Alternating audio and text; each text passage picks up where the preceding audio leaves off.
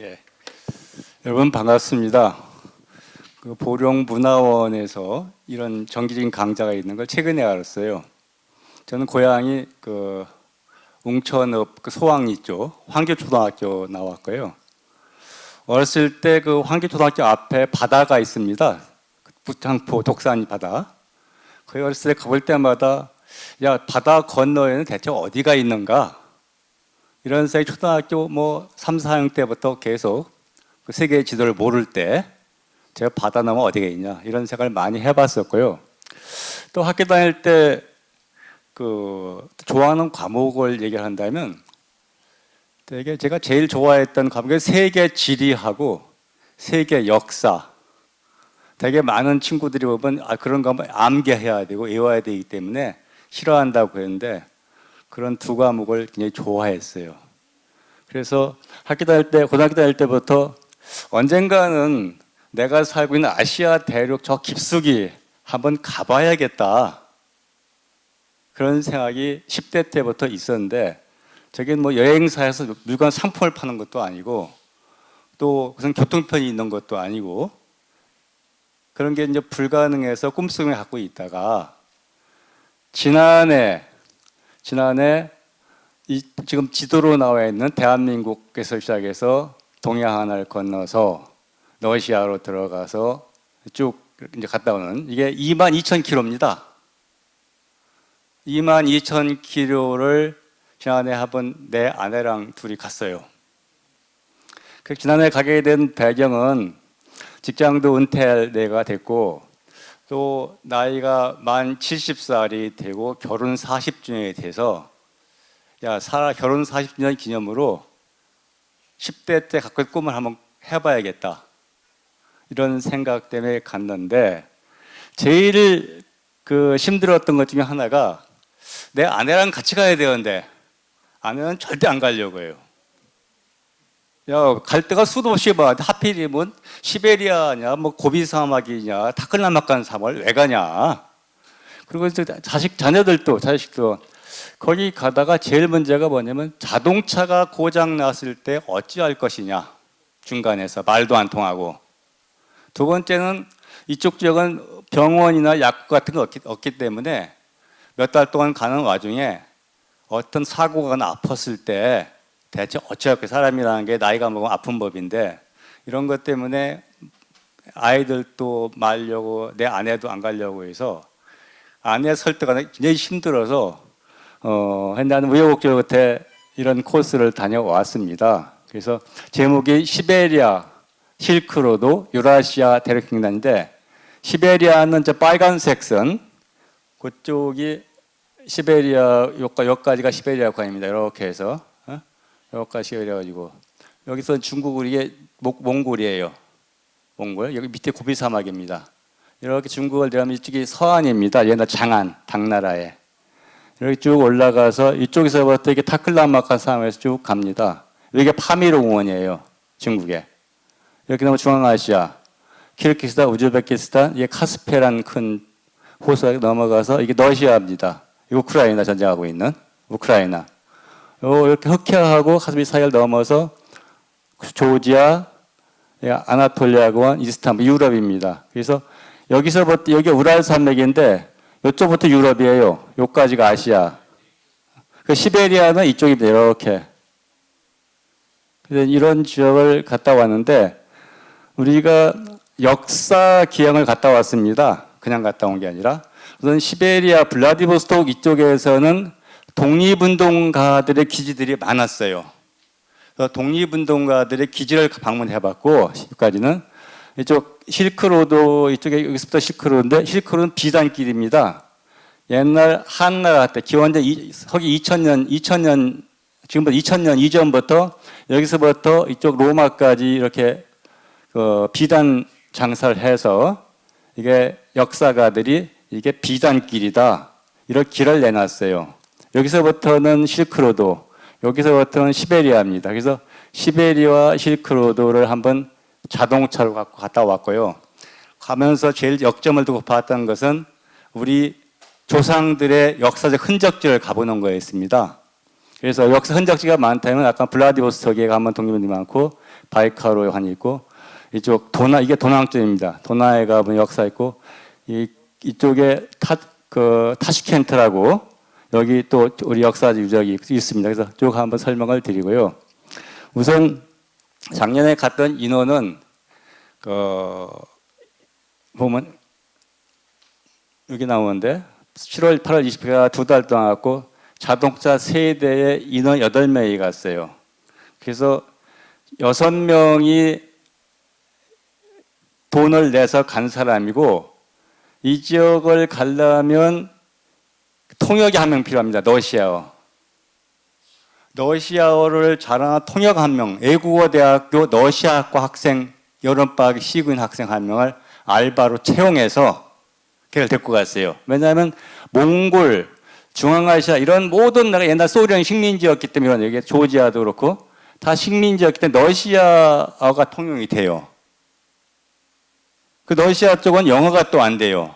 그래서 부다페 학생 1명 데리고 갔고 시베리아 이런 길 가면 이게 자동차 길이 잘 안 돼 있어서 자동차 운전을 잘하는 과거에 우리나라의 카 레이스라고 해서 자동차 레이스 했던 퇴직한 사람 1명 찾아서 그 사람을 앞에 1호차에 운전기사를 세우고 한 차에 2명 타고 갔습니다. 그래서 이제 간 배경 아까 말씀드린 대로 가는데 제일 우선 동해안에서 이 카페리오에 차를 싣고 갔어요. 이게 동해항에서 블라디보스토크까지 26시간 걸립니다. 배가 러시아 사람만 바글바글, 러시아 보따리상. 한국 사람은 없어요, 작년에.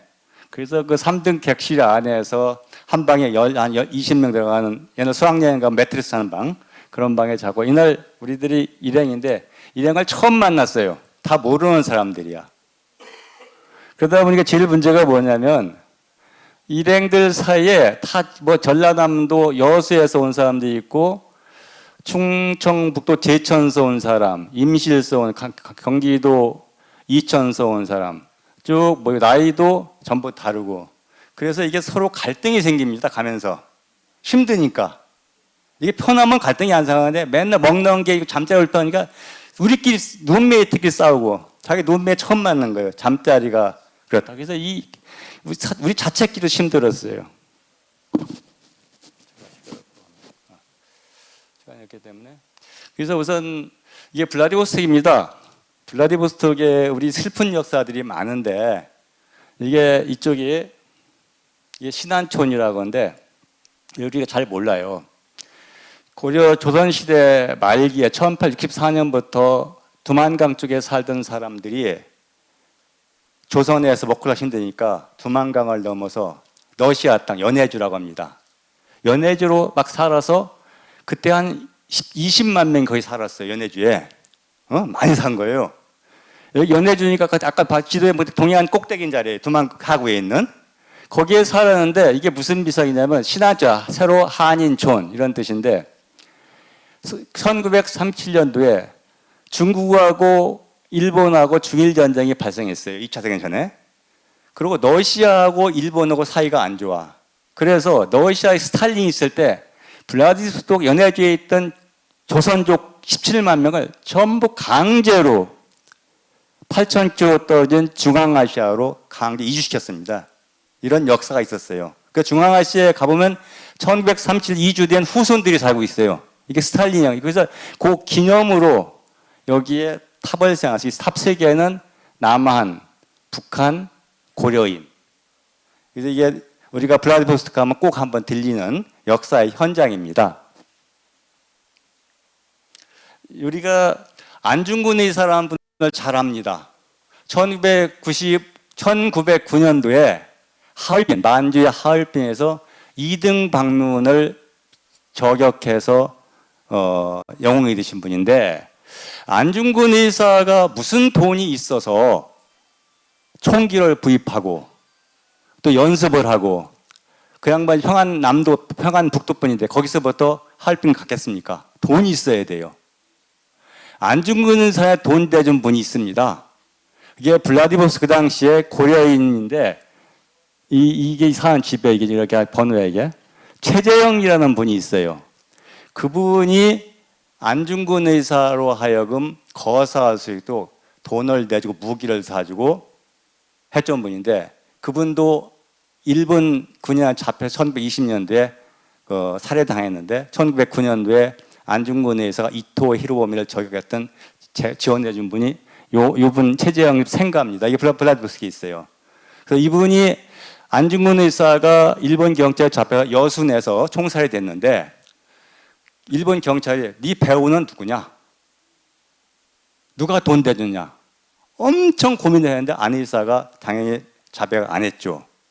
안 의사는 그래서 이제 형무소에서 돌아가셨고, 안 의사가 죽은 다음에 안 의사의 가족들을 여기 이분이 돈을 대주고, 이런 훌륭한 최재형이라는 분이 계십니다. 이분이 생가도 역시 우리 독립운동사에서 굉장히 중요하신 분이고,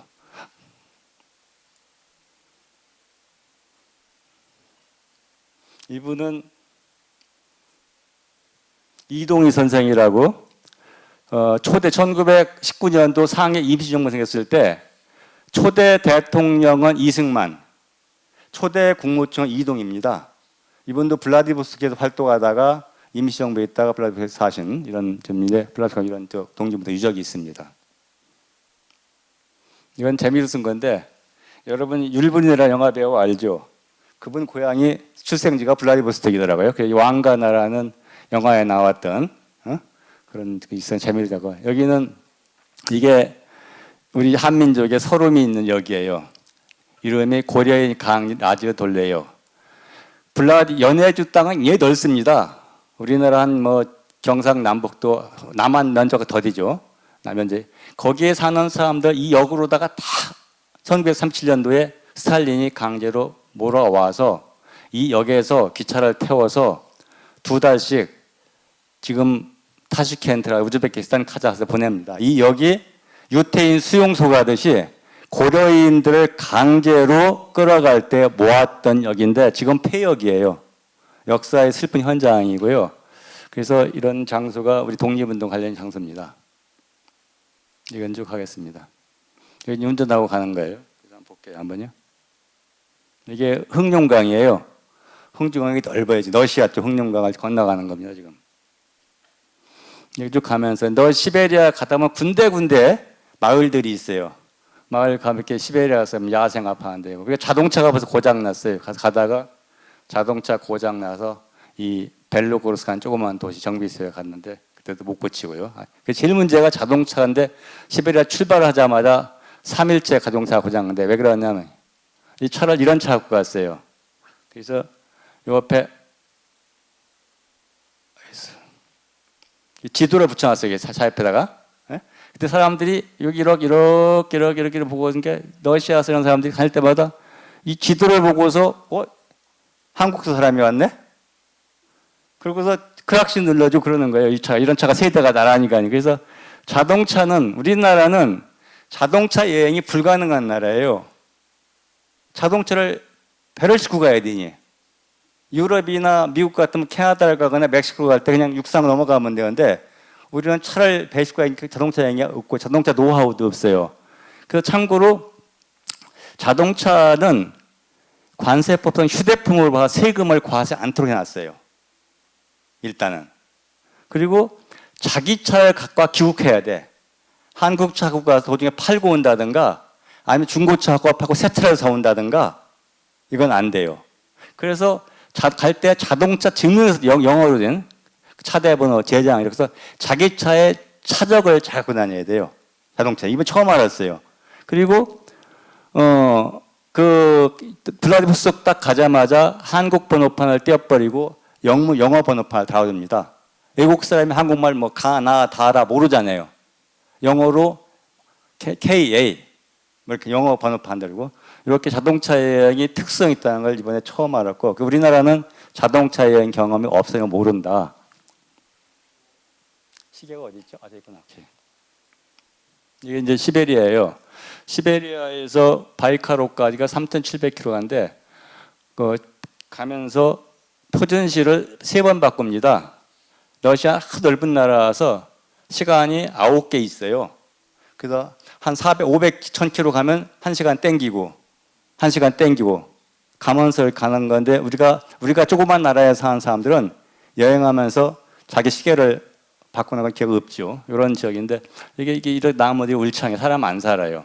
그리고 이런 지역 가보면 인터넷이 안 돼요. 휴대폰도 안 돼요. 문자 구글도 안 돼. 그냥 고립되는 겁니다.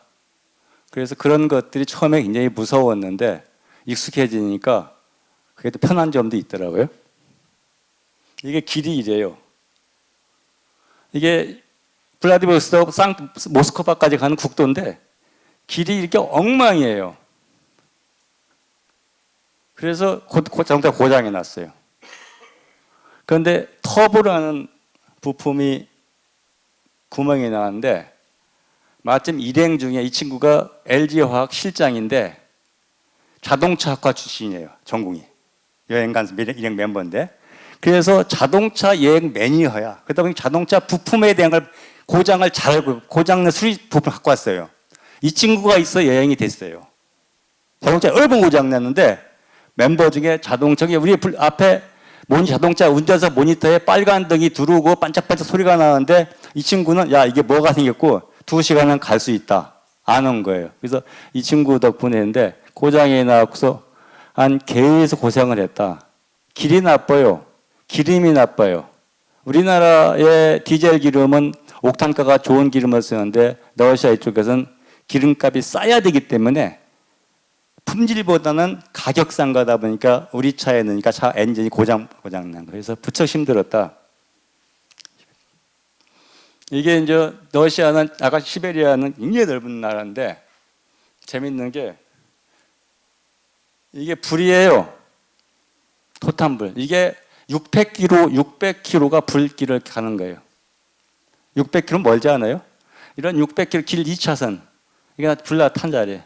이런 게 쭉 가는데 밑에 토탄이 있는데 토탄이 불이 나서 겨울째 눈이 쌓이면 멈추고 여름철 햇빛이 뜨거우면 불이 나고 이게 수천 년 하는데 끌 수가 없어요. 사람도 못 살아. 이런 동네가 있더라고요. 이게 하늘이 이래요. 대낮인데 그리고 또 가다가 요수수가 떨어져 갖고 디젤 차인데 요수수판 가격 없어서 요수가 멈추니까 요수 한 차가 저 한 100km 가서 이제 80km 가서 사다가 기름통에 넣고서 가고 응? 없어요 주유소가. 이게 주유소예요. 이런 데의 주유소예요. 우리가 고속도로 다니면 한 50km, 30km에 휴게소 100주유소인데 여기는 200km, 300km마다가 조그만 주유소가 있어. 한국차하고서 좀 기름이 간당간당하면 100km쯤 갔는데 주유소는커녕 계속 밀림지대만 나오는 거예요.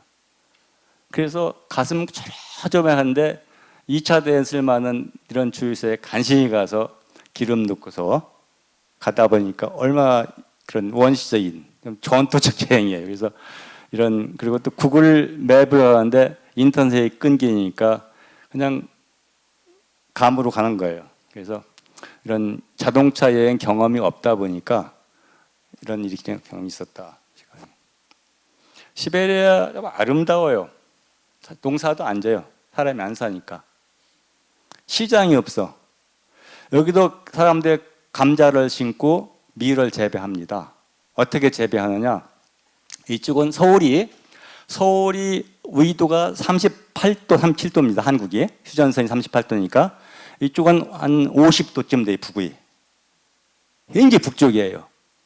그러니까 겨울은 길고 여름은 3달이야. 3달이는데 왜 농사를 지을 수 있냐면 위도가 고위도 지대다 보니까 아침 4시 해가 떠요. 밤 10시 해가 져. 하루에 해가 뜨는 16시간, 18시간 되다 보니까 3개월 동안에 5개월에 해가 뜨는 거예요. 그러니까 3개월, 5개월 해가 뜨 그 시간에 감자를 재배해서 먹고 밀을 재배해서 먹는데 그걸 재배해서 팔고 싶어도 그 싼 감자 밀을 1000kg, 2000kg 싣고 가면 타산이 안 맞는 거예요. 그러니까 자기 재배할 거 먹는데 이렇게 땅이 떨어졌는데 이게 무서운 게 뭐냐면 여기 한번 사진 들어가 봤어요. 구경점으로. 여기 갔나오는데 갔다 온 순간부터 이게 긴팔 입어서 추워요. 작년 7월인데도 아침 기온은 12도, 낮 기온은 20도. 저녁에 여관에서 이불 덮고 잡니다. 7월, 8월이 시베리아는 이게 제일 좋을 때예요. 이게 봄 같아. 이게 7월 달이. 우리나라에서 5월 같은 위도 높아서. 그런데 벌레한테 물려서 서울서 갈 때 모기 물리면 바는 약을 가져갔는데 시베리아 벌레의 면역력이 없다 보니까 약을 아무리 바라도 안 나서서 여기 벌레 한번 물린 다음부터는 초원은 얼씬도 안 했어요. 우리가 이쪽에 면역력이 벌레 면역이 없는 거야. 이게 산이 이렇고, 이게 시베리아 이게 초원도 이래요. 이제 바이카로 갔어요. 바이카로는 여러분 이제 표준이 바꾸고 경상남북도 많은데 공기가 매우 맑아요. 바이카로 저녁에 삼겹살 고목 파티하고 러시아 사람들이랑 같이 이제 합석도 하고. 바이카로는 두 가지 의미가 있어요, 여러분. 우리가 역사의 현장이라 한다면 우리나라 무속신앙, 무속인의 본거지가 바이카로라고 합니다. 바이카로에서 시베리아가 만주를 거쳐 한국에 왔다는 거거든요. 그래서 요게 바이카로에 큰 호수가 있고 호수 안에 섬이 있어요. 아룬섬이라고. 아룬섬이라는 섬이 있는데 큰 호수 안에 민물을 써요. 제가 6년 겨울에 여기가 가봤어요, 일부러. 요 자리가 동굴이에요, 동굴. 이 동굴이 세계 무속인들이 가장 신성시한 지역이에요. 여기가 아마 기가 센 모양이에요. 그래서 우리나라의 무속학자, 무속 얘기 꼭 하고 세계 무속인들 몽골이나서 여기에 가고 또 바이카로가 왜 유명하냐면 여러분 유정이라는 이가 써 있어요. 여기 남정임 씨가 데뷔작입니다. 영화 돌아가셨죠. 남정임 씨 이름이 유정에 나오는 여자 주인공 이름인데 여자 주인공의 그 남정임의 이름이 아닌 이 사람의 데뷔작에 나와서 이름을 남정임이 바뀌는데 유정이 이광석 선생인데 1933년도에 조선일보의 연재소설인데 이광 선생이 여기를 가본 거예요. 바이카로를. 언제 가봤냐?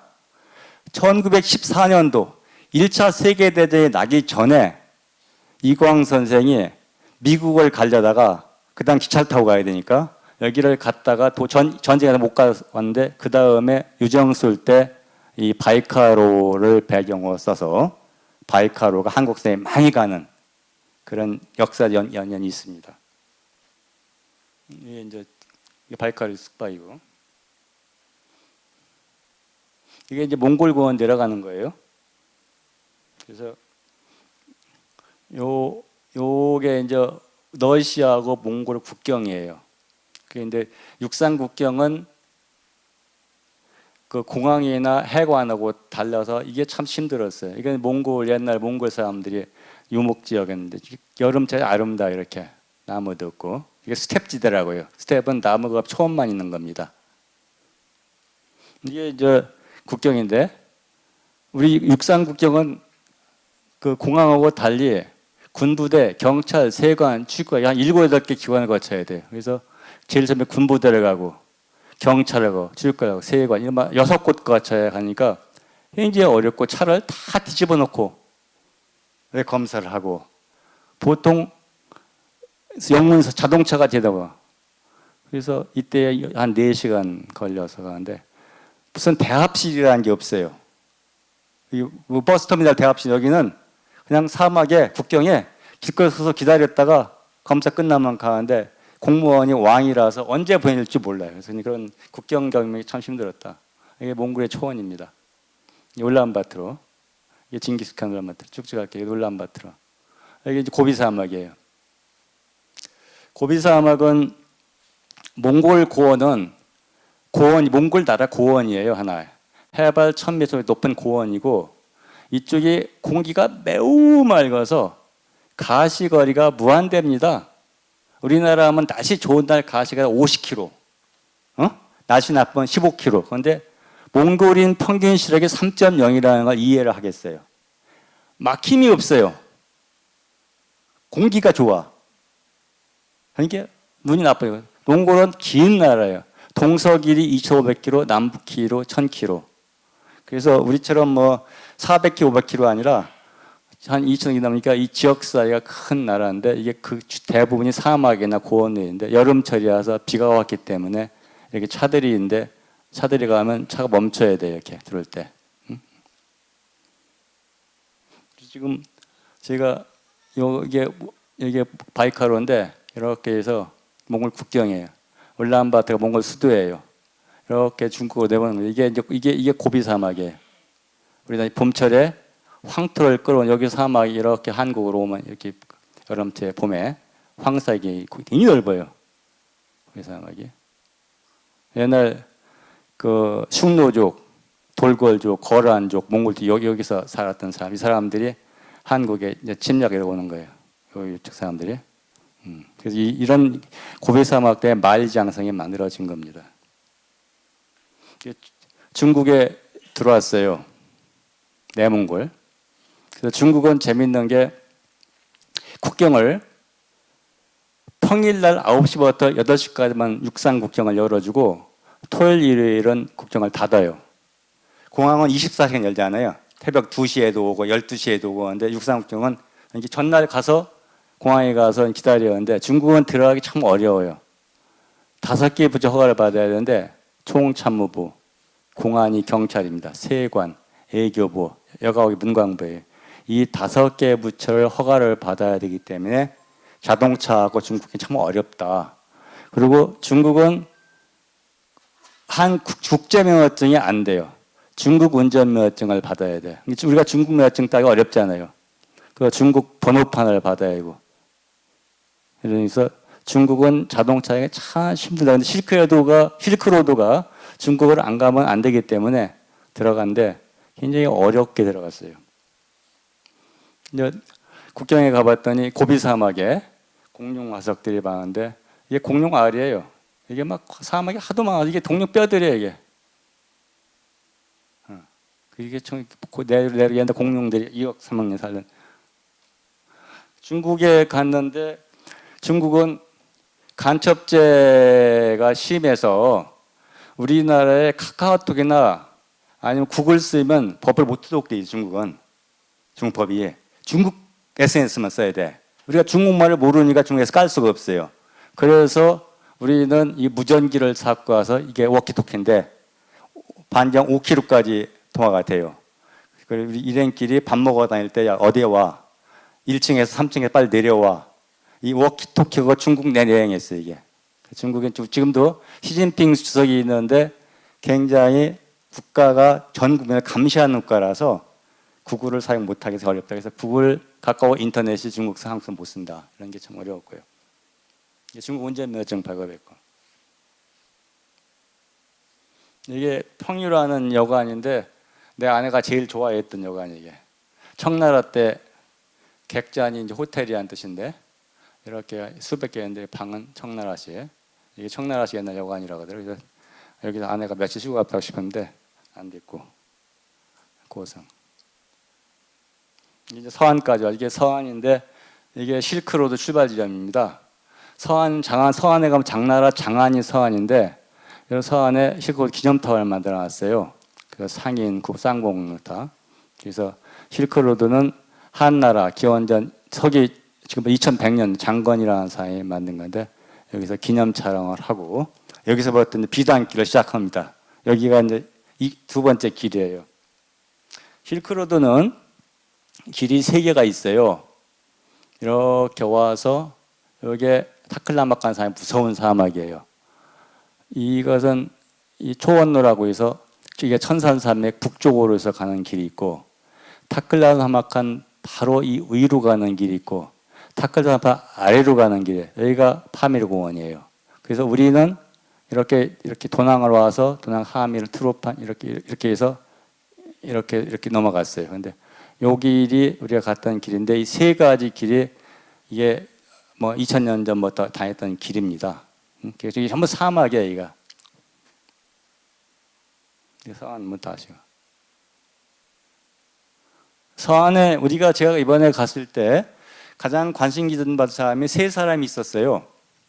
하나는 신라의 해초 스님. 1300년 전에 해초가 계림에서 경주에서 10살, 16살 때 중국의 장안, 아까 내륙에 있죠. 장안까지 가서 거기서 인도를 갔다 오신 분이에요. 16살 때 중국에 가서 중국서 20살에 천축을 갔다 와서 왕호 천축견이라는 여행기를 쓰신 분이서 그 길을 가봐야겠다.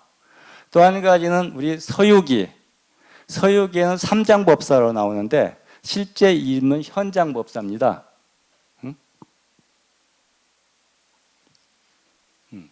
현장법사는 당나라 때 해초보다 100년 일찍 앞서서 인도를 걸어갔다 오신 분인데 그분이 갔던 길을 가봐야겠다는 것도 이 중 하나였어요. 또 한 분은 고려가 서기 668년도에 당나라한테 망합니다. 망했는데 당나라에서 고구려 사람 20만 명을 포로로 잡아가요. 어디까지 잡아갔느냐? 도난까지 잡아가요. 그 중국 대륙을 다 20만 명이 끌려갔는데 당나라에 끌려간 포로 중에 한 손자쯤 증손자 뜬 사람이 고선지라는 장군이 있었어요. 매우 훌륭하신 장군, 중국 역사에. 그 사람의 유적지를 한번 가보겠다는 것에서 이번엔 그쪽을 가보는 겁니다. 그래서 해초가 이건 현장법사요. 이 사람이 이 뒤에가 인도 갔다 왔다 해서 이 세운 탑이 이게 당나라 때 세운 탑이에요. 당태종의 아들인 당고종이. 당태종이 안시성에서 화살을 맞고 했지 않습니까? 그리고 당태종이 자기 아들한테 유언을 했어요. 절대로 고구려를 침범하지 마라. 당태종이 했는데 당태종 아들이 당고종입니다. 그 당고종 밑에 소정방이라는 유명한 장군이 있었어요. 그래서 당고종이 아버지의 유언을 무시하고 고구려와 백제를 침범하고 없어진 게 이제 고구려가 망했는데 그때 그 당태종 아들인 당고종이 이런 탑을 세워서 자기 어머니를 명복을 당태종의 부인의 어머니 명복을 위해서 이 대한탑을 세웠는데 이게 지금까지 남아있는 거예요. 1400년 동안. 이게 오래된 거죠. 이게 이제 황하강 왔습니다. 란주예요. 감숙성이라고 하는 게 지금 서안서도 한 1000몇 킬로 간 게 이게 먼 지역에 간 겁니다. 란주. 자, 이게 이제 가욕관이라고 여러분 중국 가보면 다레만에 산해관이라고 있고 산해관 말장 시작하는 말장의 끝쪽이 가욕관이라고서 끝에 있습니다. 그런데 이게 그 진나라 때부터 있던 거예요. 진나라, 한나라, 당나라. 무너져 지금 있는 것들은 명나라 때 만든 거인데 한 600년 전에 다 이제 무너지고 이런 흔적만 남아 이렇게 600 세월이 가니까 이게 말에서 흔적들이에요. 그래서 이제 그리고 여러분 황토고원이라고 맨날 우리 보면 황토가 그러는데 황토고원인데 보통 해발 80에서 100m 황토층이 쌓이는데 이게 다 황토예요. 황토고원 이런 이게 만리장 서쪽 가면 가욕관입니다. 예, 지금 말 동쪽에는 산해관이라고 해서 다레만 쪽에 있고 서쪽에는 말산이 끊이는데 이게 그 거리가 뭐 3,700km, 5,000km 다양한데 이게 지금 말산 끝쪽에 와본 겁니다. 만리장성 끝쪽에 가면 이렇게 저런 상들이 쭉 있어요. 만리장성 끝의 끝입니다. 이게 서쪽에는 동쪽에는 바다가 있으니까 말이 못하고 오는데 이쪽은 계곡이 있어요. 이 계곡 끝이 1초서 제1돈. 이게 가봤더니 말종의 끝의 끝은 어디냐? 그래서 이런 큰 그 협곡이 있어서 그 이런 유목민들이 못 쳐들어오니까 여기서부터 시작해서 성을 쌓은 게 중국의 만리장성이고 만리장성 유목민의 전쟁터입니다.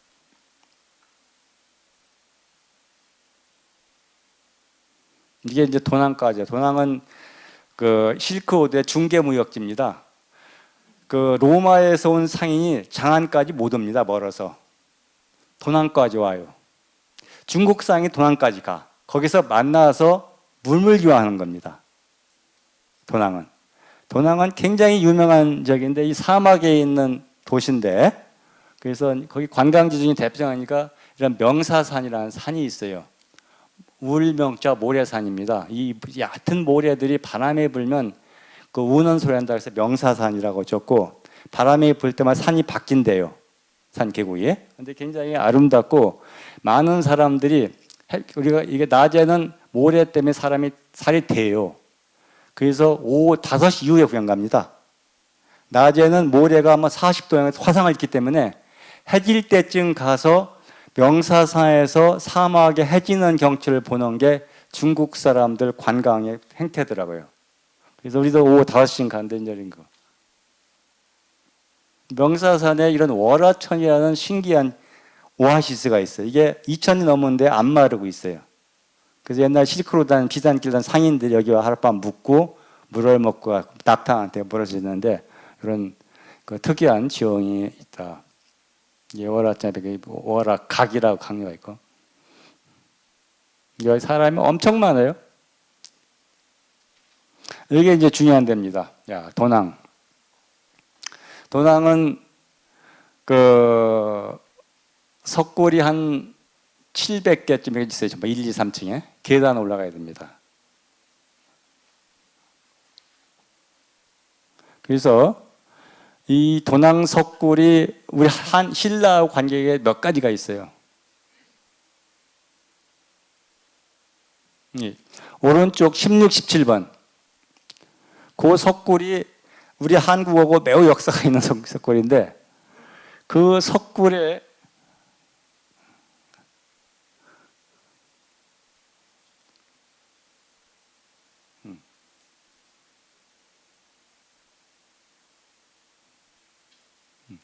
이 16, 17 석굴에 그 조그만 비밀스러운 조그만 그 작은 석굴이 또 하나 있었어요. 그 석굴이 장경동이라는 석굴인데 장경동은 장서와 경전이 보관된 석굴을 발견을 했어요. 언제? 1902년도에. 거기에서 그 석굴 속에서 해초 스님이 쓴 왕호 천축국전이라는 여행기가 발견됐습니다. 그래서 그 왕호 천축국전을 프랑스 사람이 사갔다가 그걸 번역해 보더니 해초라는 사람이 서기 한 720년경에 인도를 갔다 와 여행기를 남겼고 그 여행기가 이 석굴 속에 있었던 거예요. 그리고 두 번째는 이 도낭에 가본 석굴이 한 수백 개 되는데 그 중에 석굴 2개 중에 신라에서 사신을 보내서 석굴에다가 신라 사람 그 그림을 그려놨어요. 그게 신라에서 배를 타고 저 황해를 건넌 다음에 장안까지 장안서 이 도낭은 엄청 멀거든요. 이 멀리 와서 시주를 해서 신라 왕의 그런 그 뭐 건강이라가 장수를 이런 걸 기원한 게 있어 신라 사람이 여기까지 왔던 그런 지역이 특수한 지역입니다. 화려해요. 지금도.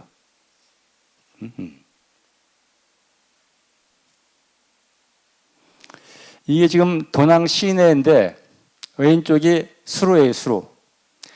비가 안 옵니다. 이가 1년에 한 100mm, 200mm 이 많은 물들이 관광객 1년에 수백만, 수천만, 수백만 올 텐데 물을 어디서 끌어오냐면 한 500km 떨어진 그 치렌 산맥에서 수로를 끌어오는 거예요. 그러다가 이 도낭에 씁니다. 이렇게 농사도 짓고 호수도 만들어요. 호수가 이게 멀리서 끌어온 물이에요. 수백 킬로에서. 그러니까 중국 사람 군력이 대단하다. 옛날 같으면 불가능한 일을 지금은 500km, 1000km에서 물을 끌어다가 관광객을 씁니다. 농사가 짓고 사막에서. 이게 왕호 천축국전입니다. 신라에서 발견된 신라 해초가 쓴. 그래서 이제 실크로드를 가면 이제 상인들이 다니는 길이 나옵니다. 이게 한나라 때, 2000년 전 당나라 때 초소 봉화대예요. 이게 사막이라 남아 있어요. 이게 비가 안 오니까 2000년 전 봉화대가. 그래서 옛날 여기에서 저쪽 중앙아시아 온 상인들이 상인들이 그 관청에 와서 신고를 하고 입국 신고를 하고 야, 여기 당나라 왔습니다. 이런 옛날 입국식을 추구하는 장소인데 지금도 이런 성곽이 남아 있는 게 대단하다.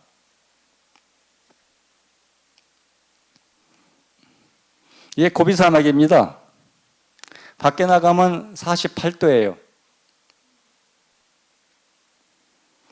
근데 여기가 어떤 지역이냐면 여러분 아까 현장법사 다시 얘기한다면 현장법사가 1400년에 서역으로 천축으로 가기 위해서 이 고비 사막을 지나서 함이라는 지역을 가는데 어떤 일이 있었냐면 가이드 말을 끌고 간 가이드가 강도로 돌변합니다. 밤에 현장한테. 그래서 현장이 갖고 있죠. 스님이 무슨 돈이 있겠어요. 제일 좋은 살찐 말 한 마리를 주고 갖고 가라. 내가 갖고 있는 이거밖에 없다. 그리고 이제 식량 나눠 갖고 남아 있는 거하고. 그래서 현장이 혼자가 됐어요. 이 고비 사막에서 혼자가 되었고 이제 그 말 중에서 말이 비루 먹은 말 한 마리 자유하고 튼튼한 말은 강도 갖고 돌아가고 이제 길도 몰라요. 지금이 고속도로가 있지 이렇게 옛날이야 무슨 길이 있었겠어요? 사막이라는 게 바람 불면 없어지지. 여기서 5일간을 물을 못 먹고 걸어갑니다. 5일간을 가다가 함이라는 도시에 가서 이제 가서 살았는데 그래서 현장이 여기 가면서 그 어려웠던 이야기를 대당서에 이렇게 잘 써놨어요. 그래서 뭐 사람이 사막에서 5일을 살 수 있겠냐 이게 서양 사람들이 연구한 거예요. 서양 사람 과학자들이니까 대당서에 깨진 거짓말이 아니냐. 어떻게 고비 사막에서 5일을 살았겠냐. 그런데 그게 서양 사람이 증명을 했어요.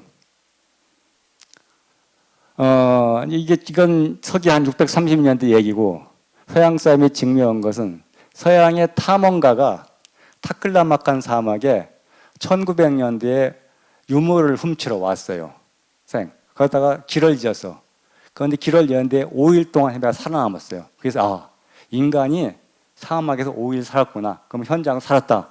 그렇게 말하고 이런 지역인데 이런 지역이 고비 사막이고 이게 지금 그 황량한데 여기를 걸어서 가고 히초스님을 걸어 다니는데 하루에 아마 한 40km 가기 어려울 거예요. 근데 이게 수백 킬로 가야 되니까 우리는 한 500km 가는데 하루만 가지만서도 옛날 500km 가려면 아마 2주일씩 걸렸겠죠. 이게 옛날 현장이라는 대당석에 그런 나온 지역입니다. 하늘이 얼마나 맑죠? 먼지가 없어요. 그래서 저희는 여기서 함이를 가서 여기 고비 사막입니다. 트로판을 거쳐 이렇게 해서 요 카시카비가 이제 파미르원입니다. 이게 천산산맥이에요. 이쪽에 골륜산맥, 무협지 나오고 요 사이가 타클라마칸 사막입니다. 세계가 제일 무서운 사막인데 타클라마칸 사막 뜻은 한 번 들어가면 살아서 못 나온 곳 이런 뜻이래요. 옛날에. 그러니까 옛날에 힐크로 상인들이 이렇게 걸어 다닙니다. 이렇게 남쪽 이렇게 이 안에는 못 들어가요. 산맥 밑으로 물이 좀 있으니까 우리는 자동차로 갔습니다. 거기에 투르판이라는 오아시 도시가 왔더니 이것도 유명한 지역이 현장 스님 관련 얘기인데 이게 달쪽은 나무가 없다 보니까 흙벽돌을 건물을 지어요. 사막이니까 목재가 없잖아요. 흙벽돌 비가 안 오니까 지금도 남아 있는 건물 성들이. 이거는 현장 법사가 가서 불법했던 거. 이것은 한나라 때 있는 성들 이런 성들이 고창고성이라고 있고 이게 사막에 아주 좀 그 사막에 있는 오아시스 도시들입니다. 이게. 투르판이 청포도가 유명합니다. 이게 지금 7월 한 하순쯤 되었는데 씨 없는 청포도를 하는데 이쪽이 왼쪽은 이게 화염산이에요. 서유기에서 그 서유기를 읽어보면 알겠지만 여기에 불이 붙는다 화염산이라는 뜻인데 일단 보여볼 겁니다. 여기 1년에 여름철에는 그 50도, 겨울철 영하 30도. 대륙성 기온이라는 게 겨울과 여름의 기온차가 심한 걸 대륙성 기온이라고 하는데 80도 기온차가 나요. 그리고 여기가 해발이 해저. 이게 저지대예요. 그래서 더 더워요. 해저 제일 낮은 150m, 40m, 20m. 그래서 여기에 포도를 재배해서 합니다. 어떻게 재배하느냐? 인간의 위대함이에요. 천산산맥에서 녹은 물이 제주도의 용천 땅속으로 흐릅니다. 그걸 땅속으로 흐르는데 땅 위에 수로하려면 증발해서 물을 끌 수가 없어요. 그러니까 땅속 지하 10m에 터널을 5,000km를 뚫었어요. 길이가. 들어가 보면 한 요 정도, 한 1m 정도의 터널을 뚫어서 그 물을 끌어다가 마을 포도 재배가 생활용수도 쓰고 농업용 쓰는데 그 천산산맥에 끌어온 지하로 끌어온 물 갖다가 포도를 재배합니다. 날씨가 엄청 좋기 때문에 적자하게 물만 되면 당도가 최고인 거예요. 그래서 여기서 제가 포도를 많이 사오기 컴포 사왔는데 이런 비가 안 온 지역에서 천산산맥의 지하에 땅굴을 파서 그 물을 갖고서 포도를 재배하다. 수천 년 동안 한 거예요. 수천 년 동안. 인간의 그런 노력이라는 게 대단한 게 이런 트루파니안 지역입니다. 이게 포도밭들이고 저 끝에가 화염산이에요. 높지도 않아 600m인데 손오공에 나오는 불이 붙어갖고서 그 마귀가 못 들어가게 하니까 부처님한테 불 끄는 걸 빌려다가 불 끄고 넘어갔다. 이게 화염산입니다.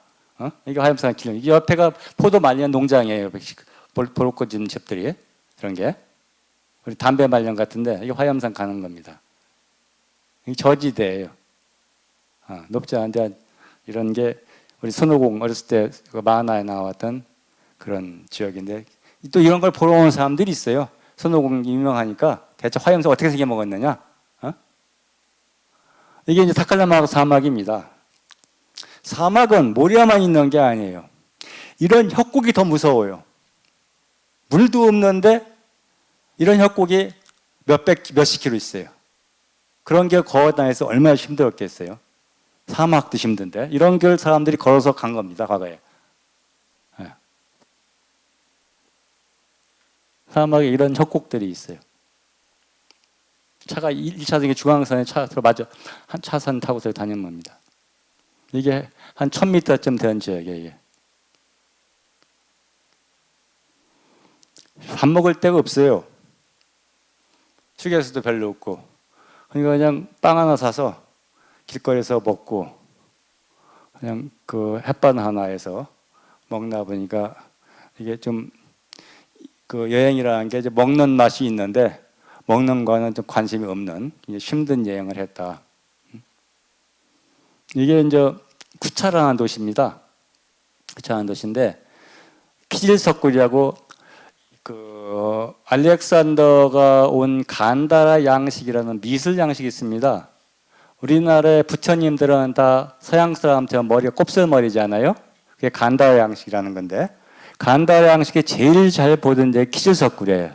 요건 지금 굉장히 멀리 온 거예요. 요것은 이 멀리에 한나라 때 봉화대가 남아 있어요. 이게 3분의 2는 없어지고 3분의 1만 남았다는데 한나라는 2200년 전님, 2200년. 2200 여기를 다스리고서 이런 봉화대를 만들 지금 이게 남아 있어요. 그래서 중국의 옛날 한나라, 당나라가 이 서역에 지배했을 때 뭘 강력했다. 여기서 이 키질석굴에 가면 구마라잡이라 유명한 스님이 있어요. 이 사람이 서기 400년경 사람인데 중국에서 이 구차가 굉장히 떨어져 있는데 중국 장안에 있는 왕이 이 구마라잡이 매우 훌륭한 스님이라서 그걸 강제로 납치해 옵니다. 군대를 보내서 장안으로. 장안에 와서 불경을 번역해라. 그 당시에 서기 400년경에 중국에서는 인도말을 아는 사람이 없어요. 인도는 중국말 아는 사람이 없어. 부처님의 불경을 번역했는데 이 말도 아니 저 말도 아닌 거야. 그 중국 사람들이 대체 부처님이 이런 말 했을 리 없는데 무슨 뜻이냐? 그래서 야, 이 구차라는 도시에 구마라집이라는 훌륭한 스승이 있다, 스님이 있다. 그러니까 군대를 보내고 강제로 장안에 잡아서 장안서 장가를 보내버리고 강제 파괴시켜서 수십 년 동안 중국의 불경을 다 번역해 줍니다. 그 우리가 중국, 한국, 일본을 대승불교라고 합니다. 이 사람이 대승불교 승려예요. 그래서 우리 동아시아의 불교 역사에 매우 중요한 역할을 하신 분이 구마라자면 이 사람이 유동래 설교 동상이 있는 그런 지역입니다. 예, 피크니크 그 들어간 저기 다 나무들이 있고요. 야, 이게 하미과라는 게 이게 멜론이에요. 굉장히 커요. 수박 많은데 이게 햇볕이 하도 강하고 사막에서 그 지하수를 키다 보니까 엄청 답니다. 이게 한번 먹어본 사람은 잘 안 잊어먹을 것 같아. 꼭 참외하고 호박하고 생겼는데 당도가 매우 달아서 하미가 매우 유명한 게 있고요. 우리가 사막 다니면서 매일 먹은 게 이것만 사 먹고 다녔어요. 여행 다니는 사람들이 있어요. 이렇게 또 이거 탁달라 사막 아니에요. 이렇게 사막 가면 이렇게 뭐 이런 사막 저런 사막. 이건 재밌는 겁니다. 중앙아시아 오타니움을 국립박물관에 있어요. 지금 막 쿠차라든가 트루판에 석굴이 많이 있으네. 석굴에 있는 벽화를 강제로 띄어다가 국립조박관에 가면 있어요. 일제 식민지 때 오탄이라는 사람이 일본 사람이 이 사람이 중앙아시아에 가서 유물을 많이 훔쳐왔어요. 훔쳐왔는데 그 중앙아시아 파견대를 하도 많이 보내면 돈이 다 바닥을 파산을 했습니다. 파산해서 유물을 팔았어요. 일본에 큰 재벌이 샀어요. 그 재벌이 사서 한국의 조선 총독부에 와서 이 그림을 오타니가 훔쳐온 유물의 3분의 1을 그 재벌이 사서 조선 총독부에 기증을 했어요. 왜 기증했냐? 광산권을 채굴권을 얻으려고. 조선에 광어권 얻으려고 오탄이라는 유물을 조선 총독부에 기증을 했는데 중앙아시아 유물들이에요. 유물들인데 그래서 일본이 망하고 철수할 때 이런 유물들이 남아 있어. 지금 국립박물관에 가면 이런 유물이 남아 있습니다. 이제 카시카 목표에 다 왔어요. 이게 아까 실크로드의 양대 도시가 만나는 지역에 이런 큰 도시가 있습니다. 이게 파미르 공원에 왔습니다. 해발 한 4,000, 5,000m인데 지금 만년설이 있고요. 여기는 나무 같은 거 못 자랍니다. 이게 지구의 지붕이라고 해서 히말라야 산막, 힌두쿠이 산맥, 천골련의 모든 산들이 지구의 산들이 여기 다 있어요. 여기에 이제 옛날 이 길을 그 마르코 폴로라는 사람 넘어왔고 또 고선지 장군이라서 넘어가 전쟁을 했고 현장부 없어서 뭐 회초 넘어갔는데 여기에 얽힌 얘기들이 너무 어려워서 그 사람 여행기에 보면 이 파미르공원 같은 고생대함이 너무 싱싱하게 남아 있는데 지금은 자동차 길이 있어 올라간 겁니다. 이 파미르공원 큰 산정세에 호수가 있어요. 3,400m 저 지금 보세요. 여기 3,900m네. 낮은 지역인데 쭉 가고 있는 거예요. 이게 좀 빙하입니다. 이게 아무것도 풀어놓고 여름철이야 좀 약간 쪽이 남아 있는데 그건 중국 사람 놀러 많이 와요. 소득세 높아지니까 이 멀리에. 그래서 앞으로 20년 후에 하면 여행 가기 어렵겠다. 중국 사람 때문에 이 멀리까지 여행 오니까. 이게 지구의 지붕이라는 얘기입니다. 그래서 이제 아까 해초 스님을 얘기한다면 해초가 여기 신라에서 이렇게 갑니다. 이렇게 장안까지 갔어요. 도낭은 여기에요. 도낭, 트루판, 쿠차과 그거 있더니 여기까지가 도낭, 여기까지 신라 사람이 가서 해초가 왕호 전쪽 여기서 발견된 겁니다. 너무 먼데 가죠. 여기서 장안역인데 수도는 당나라였는데 그 16살에 계림에서 당진에 가서 배를 타고 이렇게 갑니다. 이때는 이렇게 못 간다고 했죠. 저 이렇게 위로 바다가 내륙이 보이는 걸 보고 갑니다. 이렇게는 그 당시에 조선 나침반도교에서 이렇게 해서 이제 요만큼 옵니다. 걸어가 장안까지 갔어, 해초가. 16살 때예요. 그래서 727년에 도착했어, 신라에서. 거기서 인도 스승을 만나요. 4년 동안 공부를 해. 인도 스승이 야, 불교를 배우려면 인도를 갔다 와야 된다. 여기서 광저우까지 와요, 걸어서. 그래서 배를 타고 이렇게 해서 사이로에서, 이게 싱가포르예요. 이렇게 육로를 따라서 여기에 동천축에 와서 오천축, 북천축, 동천축, 남천축, 중천, 북천축. 해초가 이렇게 걸어서 여행을 하는 겁니다. 이렇게 해서 파미르곤 카시카를 넘어서 때가 우리 갔던 카차, 트로판, 도낭, 난주, 장안으로 옵니다. 이게 4년이에요. 20살 때 가서 24살에 왔어요. 대한민국의 사람으로서 최고의 모험가는 해초입니다. 그래서 중국의 우타에서 오대산, 불교 믿음이 오대산은 문수보살이 나온 현신하는데요.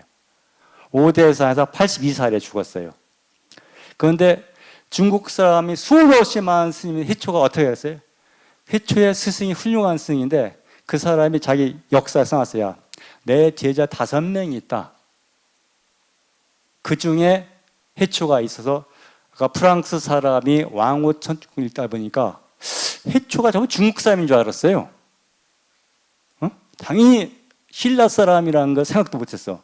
그런데 해초의 스승이 쓴 그 책을 썼는데 내 제자가 신라에서 온 해초다. 그 말이 역사책에 있어갖고 해초라는 사람 국적이 중국에서 한국으로 바뀌어서 우리 서기 신라 시대에 젊은 사람, 지금도 가기 힘든데 돈도 없어요. 말도 안 통해요. 대단한 청년이라고 생각합니다.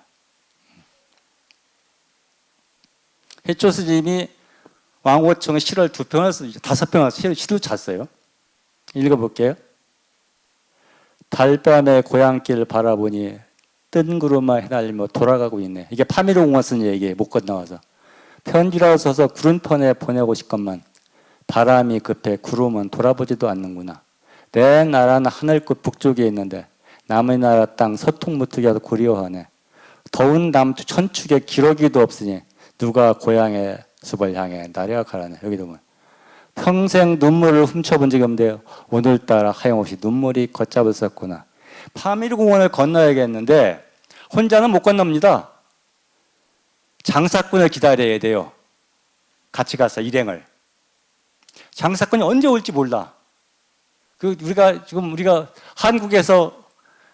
한국도 꽤 큰나요. 우리 한국에서 장사꾼이 어느 계곡, 파미르공원은 아주 넓어. 어느 계곡에서 기다리는 거예요. 이 파미르공원 넘어가 일행을. 그래서 기다릴 때 이런 시를 쓴 게 왕호천축계 해초의 스님의 여행기에 나오는데 아마 우리 조상 중에서 가장 위대한 여행가가 아닌가 이렇게 생각합니다. 이게 천산산맥입니다. 남쪽에는 곤륜산막, 그 다음에 타클란 북쪽에는 천산산맥이 있어요. 이기도 어려워. 이게 이제 게르드 사람인데 이런 이제 국경을 통과해야 됩니다. 해발 2,800m 이런 국경이 있어요. 이런 국경에도 대합실이라는 게 없어요. 길거리 서서 한참 기다리면서 하는 게 육로여행이 어렵다. 이게 천산산맥인데 해발 3,500, 4,500 이런데 이게 옛날 중국에서 천마라고 해요. 천마 한혈맛 막 달리면 몸에서 피가 나온다. 땀한 피혈 마 한혈마라고 불렸는데 이게 그 천산산맥의 고원인데 여기에 자라는 말들이 아무리 뛰어도 지치지 않는데요. 그럴 수밖에 없는 게 해발 4,000m에서 하니까 폐활량이 큰 겁니다. 이놈이 내려와서 육지에 뛰면 지치질 않아요. 그래서 당나라나 한나라가 이 흉노족이나 몽골 유목민들과 싸우는데 말 때문에 안 돼요. 말. 당나라의 말은 집에서 사료를 지은 키우는 말이다 보니까 힘이 약하고 달지를 못합니다. 이 천산 산맥에 4,000m 자란 말들은 어렸을 때부터 뛰어놀 말들이야. 지치질 않아요. 폐활량이 커. 이 말을 수입합니다. 이게 비단을 주고 말을 수입해서 이런 그 돌궐족들을 이겨내고 유목민들을 전 이겨낸 건데, 지금 같으면 비행기나 탱크가 말인데 제일 좋은 말이 천마입니다. 한열마. 이런 말이 이 천산산맥의 산 고원에서 키운 것을 사온 겁니다.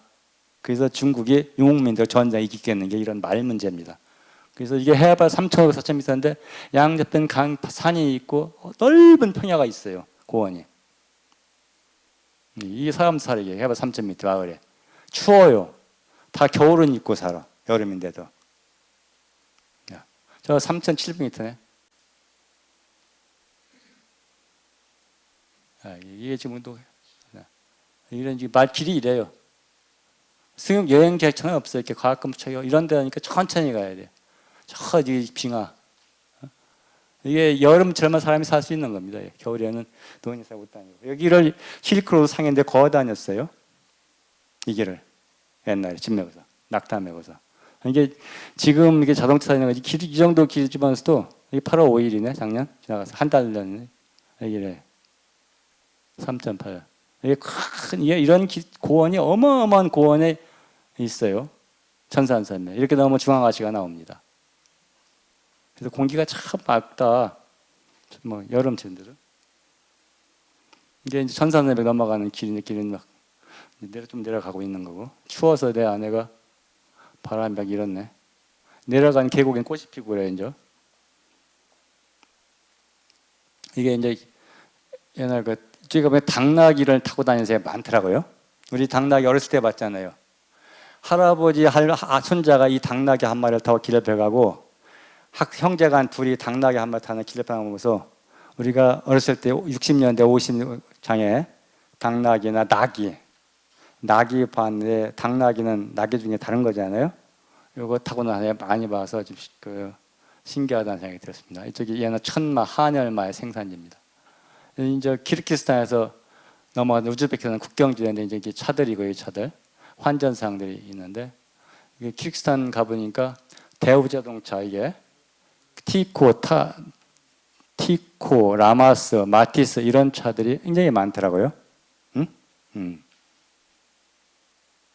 타슈켄트로 와. 이게 타슈켄트도 이게 멜론이 어마어마하게 멜론이 양국인데. 이 타슈켄트에 가면 한국끼리 이게 또 슬픈 동네입니다. 초반에 블라디보스톡에 신안촌 기념탑이 있었는데 그 사람들이 지금 우즈베키스탄 한 8,000km 떨어진 우즈베키스탄에 보냈어요. 우즈베키스탄, 카자흐스탄, 키르기스탄, 타지키스탄, 중앙아시아 넓은 지역들. 그런데 이게 타슈켄트라고 우즈베키 수도인데 고려인 마을이 지금 남아 있습니다. 기념관이고 황만금 기념관인데, 여기가 옛날에는 양이나 말을 키우던 초원지대였는데 11월 달에 보내왔어요. 12월 달에 블라디보스톡에서. 그래서 그 사람들이 여기 와서 집이 없으니까 이 추운 겨울에 땅굴을 파고 살았어요.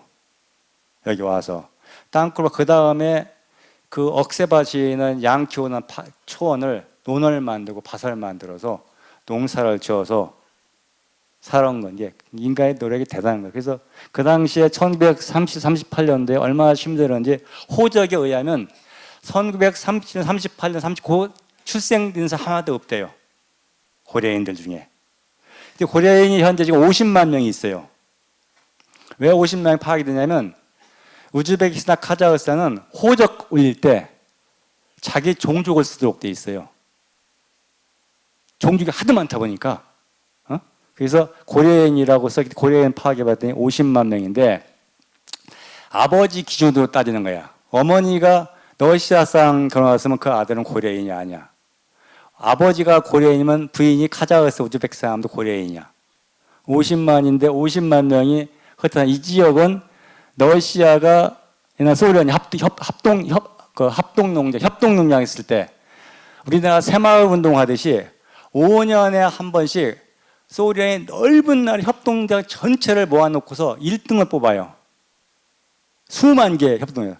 이 황만금 기장관이 소련 전체 협동 1등을 몇 번이나 했대요. 그래서 돈을 대줘서 이런 개랑 주택을 짓고, 그래서 그 소련 사람들이 시차로 오고 가봤더니 이런 지역에 대한 고려인들이 거기 가서 살아남아서 그런 정착했었는데 한국말 다 잊어먹었어요. 고려인 문화협회, 이게 옛날 이런 지역을 이거 기수로 만들고 해서 만들었다고 하더라고요. 그래서 보니까 호치민인데 이제 호치민 여기 와 있었고, 여기 온 사람들이 얼마나 소도 없으면 여기 이제 왔어요. 야, 이게 우즈베키스탄의 멜론입니다. 저게 두 개가 값이 2,600원. 우리나라 돈으로. 엄청 맛있어요. 중국의 아까 한미과라고 멜론인데 우즈베키스탄 멜론은 더 맛있어서 또 가난한 나라다 보니까 싸요. 그래서 그날 밤 뉴스를 봤더니 멜론 재배 농가들이 멜론값 싸다고 항의하는 게 뉴스에 나와. 우리나라 뭐 배추값 폭 나가면 항의하듯이 멜론 재배 농가들이 항의하는 거야. 나 길거리에서 사 먹었는데 난 매우 싸다. 거의 수박만 원 두 개 하나에 2,600원. 그래서 그런 지역의 특성이 있었고, 이것은 제가 우즈베키스탄 도로 가는데 우리 차 옆에 지도를 보더니 그 지역이 안디잔 지역 TV 방송국 기자가 우리를 세우고 대체 어디 가는 길이냐 인터뷰를 했어요. 한국서 왔다. 이게 불가능. 어떻게 한국서 배를 타고 여차에 저렇게 왔다. 중국에 거쳐서. 그래서 이 사람이 우리를 보고서 한국서 온 그 아시아 지역 탐험한 여행가라고 길거리에서 인터뷰를 해주고 기념사진 찍은 건데 그런 적이 있었습니다. 야, 이게 이제 마지막으로 중요한 적인데요. 이 두 사람이죠. 이게 두 사람. 이걸 잘 보세요. 이 고구려 사람이에요. 사마르칸트라는 우즈벡 도시고 이게 아프로시아 박물관이고 고구려인 사신. 이 벽화를 제작한 661년, 발견한 1114년입니다. 여기 이게 이쪽은 중국 사신이야. 이후에 왕이 있어요. 사마르칸트. 벽화인데 여기 고구려 사람인데. 야, 이게 굉장히 멉니다 지금. 사마르칸트. 거의 유럽 다 간 거예요. 여기에 1114년인데 이게 소련 연방 시절, 지금 소련 해체됐지만 이게 우즈베키스탄가 소련 연방 있을 때예요. 여기에 길을 내려고 포크레인을 공사하다 보니까 밑에 큰 공간이 나오고 그림이 쫙 사면에 있는 거예요. 그래서 위에는 잘려나갔어 포크레인으로. 그래서 소련의 과학자들이 와서 이게 대체 뭐냐? 이 머리하고 이때 이 환도 잘하는 이것은 머리에 조어가는 거고 환들이 고구려 사신 두 명이 이렇게 그림이다. 그래서 이 멀리까지 고구려 사신이 이제 갔을 거라는 설과, 이따 661년도는 조고려가 당나라하고 한참 전쟁하고 668년에 망했어요. 고구려가 망하기 7년 전이니까 한 10년 전이니까 이쪽에 사마르칸트에 가서 양쪽에 당나라를 공격해서 협공을 하자. 이런 애교사절일성이 있고 또 한 가지는 그 당시 사마르칸트에서 당나라와 수나라를 싸워 이기는 고구려 어딘가 있는 일은 모르는데 대단한 나라에 있는 거야. 어떻게 당나라와 수나라를 싸워 이기는 나라가 있네 대체. 의지는 몰라. 그래서 그런 걸 듣고서 중국의 고구려 사람들의 그림을 보고서 여기에 벽화를 그렸다는 두 가지 설이 있어요. 적어도 어느 것이 맞든 간에 그 유럽 쪽의 사마르칸트의 고구려가 매우 유명했다. 우리가 알것도 훨씬 굉장히 먼 지금 여기에서도 알았다는 일지의 그런 역사의 흔적이에요. 그래서 이런 거 한국성이 많이 갑니다. 여기 가면. 그랬더니 한국의 동북아 문화재단에서 여기 와서 보니까 뭐 고구려 때문에 그 지원도 해주고 이런 걸 보았는데요. 이런 내가 그 우즈베키스탄 저 사막에 이런 도시가 있습니다. 이건 티무르라고 우즈베키스탄 영웅입니다. 그다음 여러분의 그 이게 팀으로 묘지고요. 외국은 묘지가 다 이렇게 보여줘요. 이렇게 하도록. 이게 팀으로 묘지 내봅니다. 이게 묘지가 팀으로 자기 아들 선생이 5명이 있는데 한 화려해요. 묘지를. 이것은 이제 사마르칸데 왼쪽은 대학입니다. 이게 하나, 둘, 셋. 레기스탄 건 이게 대학 건물이에요. 옛날 그 중앙아시아 역사가 굉장히 발전했다는 게 왕이 대학을 막 기숙사도 있고 그런데 지금은 이 건물들이 다 기념품 가게로 바뀌어 있어요. 2층은 기숙사, 1층은 강의실에 들어가 보니까 수십 강의실이 있어요. 옛날에 1층은 장사꾼, 2층은 창고로 쓰더라고 가보니까. 이게 서기 한 1500년도 때 있던 대학 건물들이고 이것은 이거 티무르라는 영웅의 부인이 지은 모스크입니다. 비변. 이것은 이제 부하라. 야, 이게 얼마나 이거 보세요. 이게 사마르칸드에 있는 부하라는 큰 성인데, 폐허가 된 이게 몽골군이 1234년으로 침략을 쳐들어왔습니다. 우리 고려 침략을 그때 언저리예요. 그 이쪽이 이제 몽골이 중앙아시아에서 가려고 첫 번째 여기 쳐들어왔어요. 왔는데 얘들이 몽골의 국력을 모르고 저항을 심하게 했어요. 부하라가 몽골성을 몰랐어. 그랬더니 몽골 군대가 본때기로 이 부하라에 있던 모든 생명체는 다 죽였다는 거예요. 대개 몽골 군들이 그 전쟁터가 저항하면 말채찍 1m쯤 되는 말채찍을 재봐서 키가 말채찍보다 작은 아이는 살려줬대요. 군사로 쓰려고 키우다가 말채찍 재고. 그건 여기 부하라는 사람 어린이고 여자고 가축이고 다 죽여서 공포가 중앙아시아 전체 소문나게 몽골군에 저항했다는 아무것도 안 합니다. 그래서 이렇게 이게 800년 전에 폐쇄가 됐는데 복구를 못하는 겁니다. 그래서 그 옆에 오른쪽 이게 새로 지은 도시예요. 부하라에. 그만큼 몽골군이 얼마나 그런 그 전쟁에서 공포 마케팅을 잘했는가 이런 지역에 보니까 알고 우리나라 고려 시대 때 뭐 삼별초의 날 그래서 세계에서 몽골군하고 저항을 제일 많이 한 나라가 고려예요. 대장경도 만들었잖아요. 강화도에 가서 38년인가를 전쟁했어요. 그러다가 이제 항복해갖고서 일본 침략할 때 일본군에 가서 사람 많이 죽고 그랬는데 이제 고려 인간들을 대단하다는 생각이 들고요. 고려 사람들도 이렇게 됐으니까 이게 몽골 때문에. 해바성이라고 우즈베키스탄에 있는 저 사막에 있는 성인데 여기는 몽골이 안 부셨어요. 유럽 사람들이 제일 많이 온 관광지야. 건물이 그대로 남아있어. 사마르칸트 다 부셔놓고 사마르칸트에 아까 그 고려 그 벽화가 있는 아프로시아 박물관도 몽골이 부셔버렸어요. 그래서 폐허가 됐던 거야. 폐허가 길려다가 발견했는데 부하라도 그렇고 이 헤바라는 도시는 몽골이 여기 안 왔어. 그래서 도시가 그대로 보존돼서 중앙아시아에서 역사가 제일 잘 보존된 도약입니다. 이제 기슭군은 큰 사막 가다가 이제 거기는 기름이 없어서 왼쪽은 기름을 우리가 20리터 기름을 차 싣고 다녔어요. 주유소가 없으니까 사다가 사막에서 이제 기름을 넣고 또 자동차가 빵꾸가 나서 우리 예비타를 하나씩 갖고 다니는데 서울 요새 예비타 안 팔지 않아요. 한국서는 서울서 갈 때 스페어타 일본 사갖고 갔어요. 사서 깨어서 이렇게 하고 그 사막 이런 거 보면 막 45도쯤 되는데 이게 사막이에요. 이런 게 있는데 이게 마침 이 친구가 자동차학과 출신이라서 이 구멍 빵꾸 난 거 빨리빨리 가고 그랬어요. 그래서 이게 막 밖에 사람 힘들어요 이게. 이게 키즈권 사막이고. 화장실은 어떻게 해결하냐?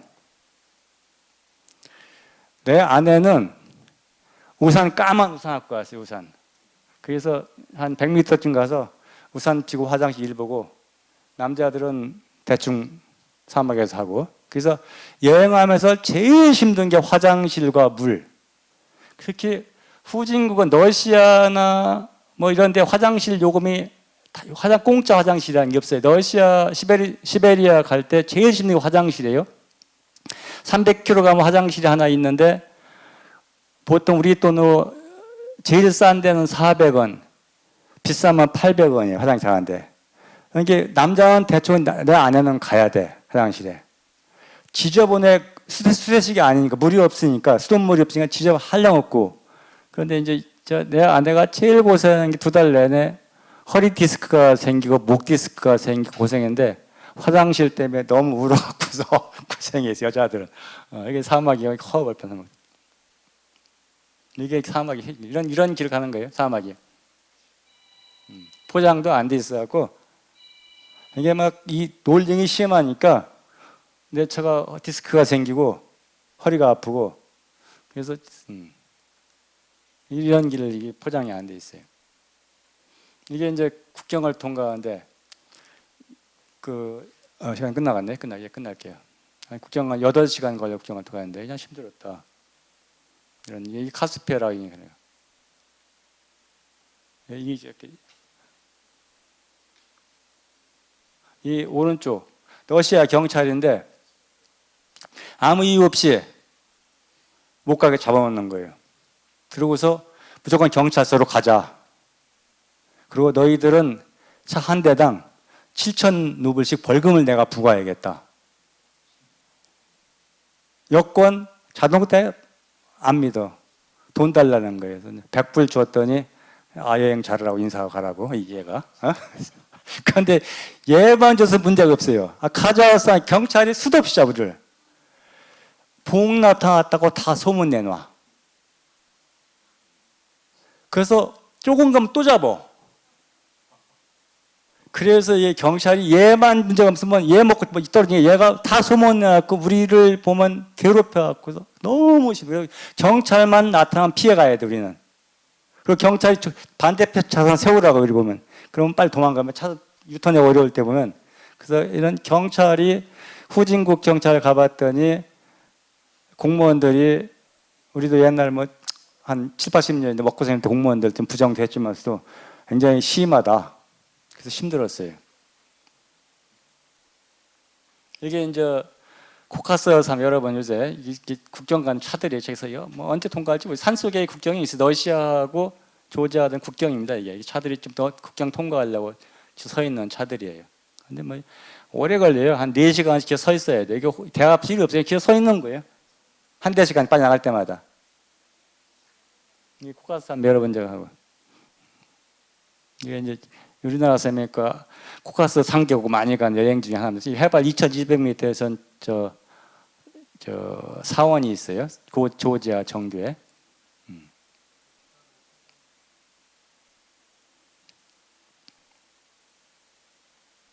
이게 조지아에 가면 조지아 와인이라고 유명합니다. 기원전 8,000년 전에 와인 찌꺼기가 발견 돼서 세계에서 와인 역사가 제일 오래된 나라가 조지아다. 근데 그 맛은 별로 없어. 이 항아리에다가 와인을 김치처럼 담궈요. 6개월쯤 지나면 먹는다는데 텁텁해서 맛이 없더라고요. 이게 이제 스탈린이 조지아 사람입니다. 끝나겠네. 그 스탈린이 조금 왼쪽 스탈린 색 그대로 복원한 건데 여기 지하에는 스탈린 아버지가 구두성에서 했던 이고 이쪽은 스탈린이 집주인. 요 방 하나에 빌려서 살았다고 그래요. 이게 스탈린 기념관인데 사람들이 지금 많이 와요. 이제 흑해로 왔고 튀르기에 간 겁니다. 이제 이게 터키 아나톨리아 고원이에요. 터키 내륙에는 큰 고원이 있어요. 해발 1,500m네. 이런 사람도 안 살아요. 카파도키아 여러분, 거쳐서 카파도키아 이런 거. 여기 이제 앙카라 터키 수도를 갔어요. 앙카라에 가면 한국전 참전 기념탑이 있으니까 헌화를 하고 6.25 전쟁 때 군대 수로 어디서 제일 많이 온 데가 미국, 영국, 캐나다, 터키 순이에요. 전사자 순서는 미국, 영국, 튀니지. 영어를 못해서 미국 공군 지원 잘 못 받아서 많이 죽었다고 그래요. 터키가 우리나라 혈맹이라고 하는 게 많이 죽었어요. 다 부산에 유엔군 묘지에 있습니다. 이스탄불 직접 왔어요.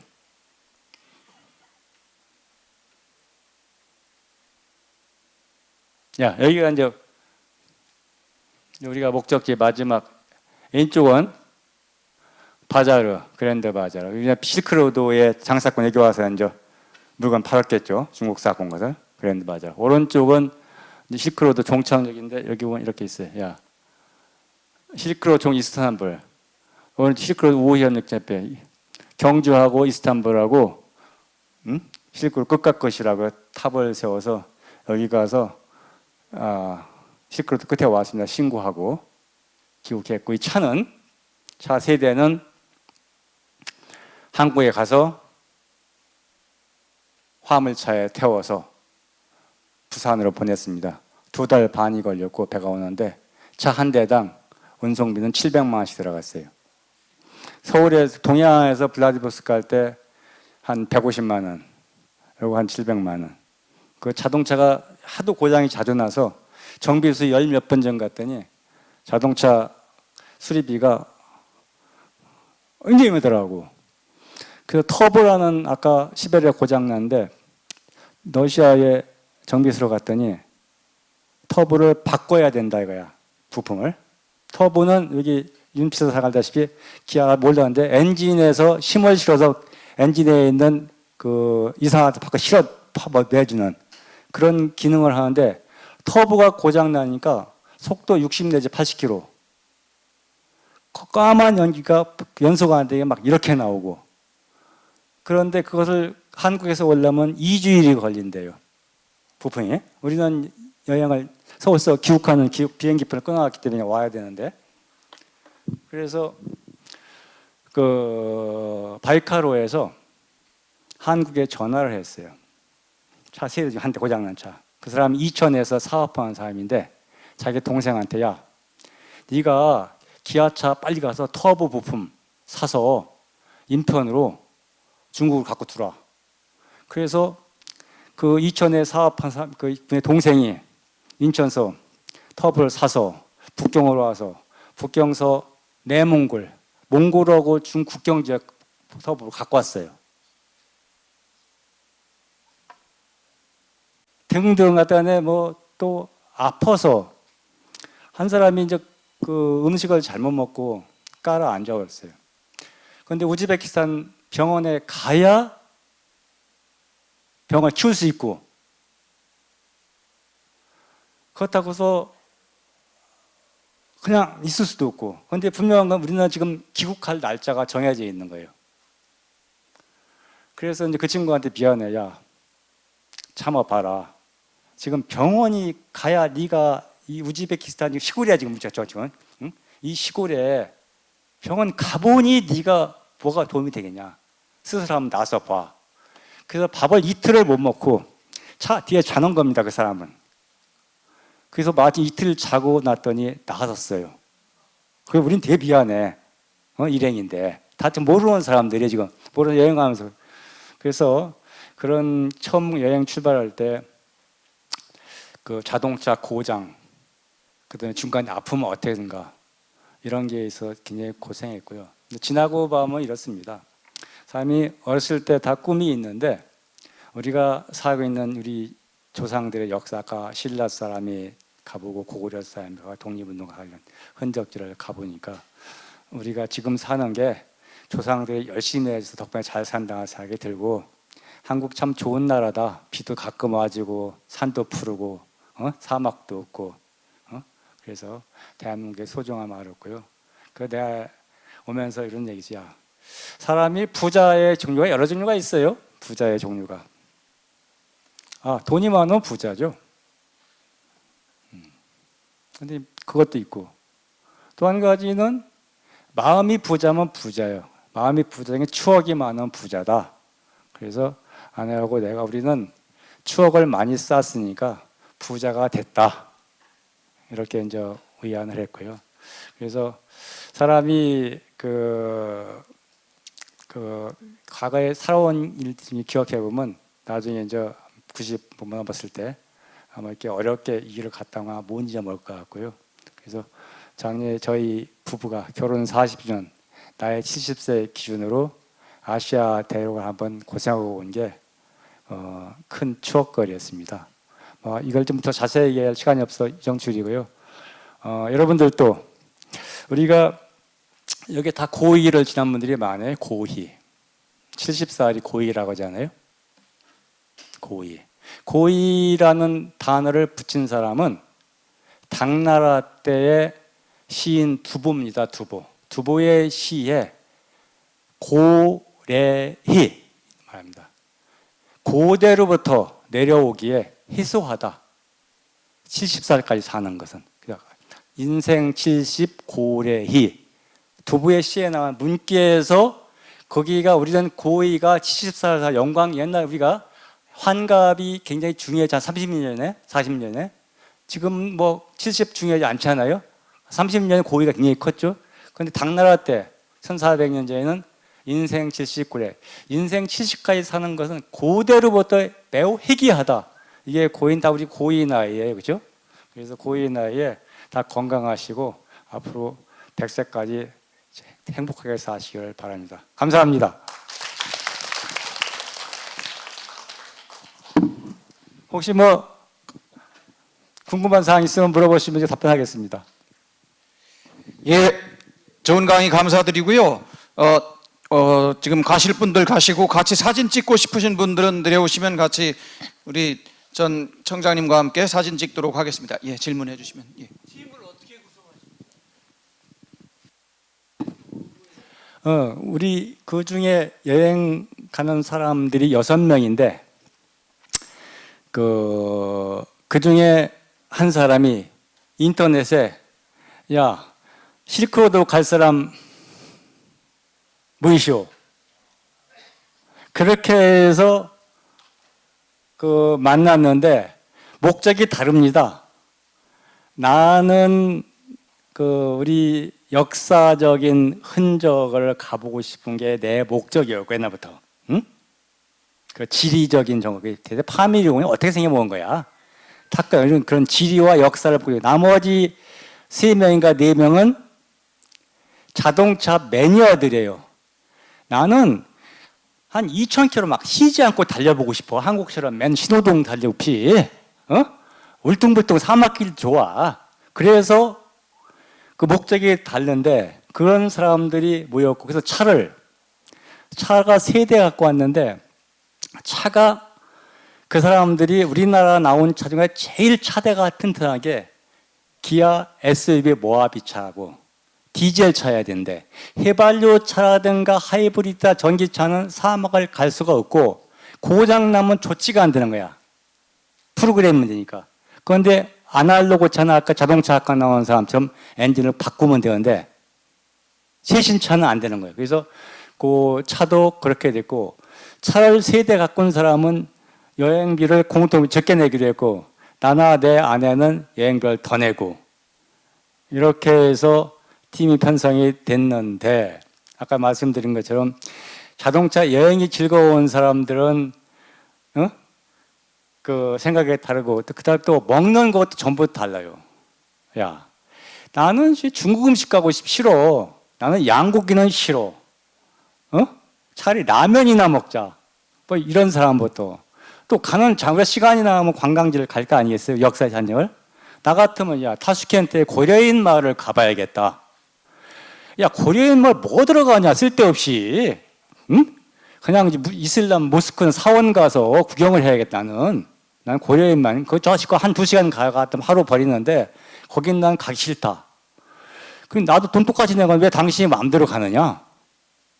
그러니 이게 여행사 같으면 처음부터 가는데 이것은 각자 나도 n분의 1 돈 냈어. 내 지분이 있어. 그래서 여행객 상호간에 불협화음이 있어 힘들었는데 다 나이도 다 하는 일을 다르다 힘들어요. 근데 내 아내가 그 싸움이 나고 막 하면 가서 아이고 뭐 김 선생이 참으시라고 박 선생이 나쁜 사람 많이 피곤해서 그러는 것 같은데 저 양반 욱해서 한 말인데 그렇게 생각하고 또 뭐 밥 먹고 나면 햇반을 가서 햇반 죽 써서 기모 갖다 준 맛진 그거 뭐 깨워놓고 남자들은 보니까 한국서 뭐 고추장이고 뭐 아무것도 안 갖고 왔어요. 우리 나하고 내 처는 여행 가면 하나에다가 뭐 김치, 통조림 김치, 햇반, 무슨 멸치 볶음, 뭐 장아찌, 뭐 김, 이런 걸 장택 가져가는데 이 사람들 빈서 들어왔어. 이거 맨날 그거 혼자 먹어. 나 혼자 먹을 수도 없어. 이게 우리가 가져가면 매일 나눠 먹어야 돼. 그래서 금방 떨어졌어요, 이런 게. 그래서 먹을 게 한국 사람이 고추장만 해서 밥 먹습니다. 중국 사막 가서 그 푸슬푸슬한 밥에다 고추장 한 숟가락 넣어 먹는데 그게 없는 거예요, 지금 우리가. 나이가 다 70 다 된 사람들이다 보니까 이게 애국 음식에 적응을 못 해요. 그래서 그런 것들이 굉장히 좀 힘들었는데 적응을 잘 했어요.